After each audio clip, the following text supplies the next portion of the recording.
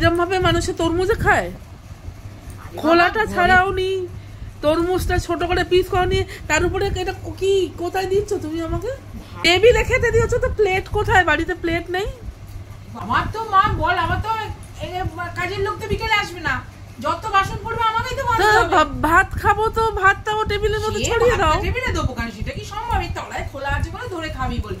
আরে তুমি এরকম টেবিলের উপরে সব সাজিয়ে দিচ্ছ। বাবা টেবিলে প্লেট থাকবে না কেন? তরমুজের খোলাটা খাবি?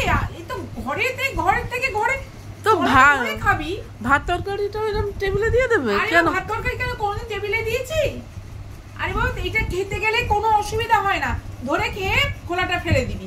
আরে তেল মানে থালাটা না দে টেবিলে মাখিয়ে খেয়ে নি। যেরকম দিয়েছি খাও, তুমি বড্ড জ্বালাও খাওয়া নিয়ে।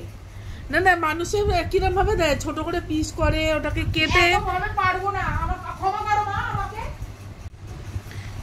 তো এরম ভাবেই খেয়ে নেবো তরমুজটাকে। বাহ, এখনো কাজ নেই তো এর থেকে বাজারে দাঁড়িয়ে ফাটিয়ে খেয়ে নিয়ে চলে এলে ভালো হতো। এখনো কাজ নেই। না না, এর থেকে বাজারে দাঁড়িয়ে ফাটিয়ে খেয়ে নিয়ে চলে এলে ভালো হতো। গরুগুলো যেরকম ভাবে খায় সমস্ত খোলা টোলা সমেত আমি খেয়ে নিতাম।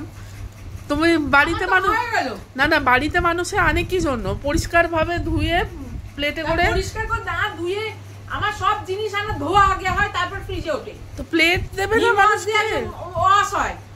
হ্যাঁ, তা নিম ওয়াশ দিয়ে ওয়াশ হয় বলে তুমি এরকম টেবিলের উপরে ছড়িয়ে দেবে খাবার দাবার? এরকম করে খায় কে? মানুষ খায় না। তুই যেমন করছিস, আমি তো জামাই খেতে দিয়েছি।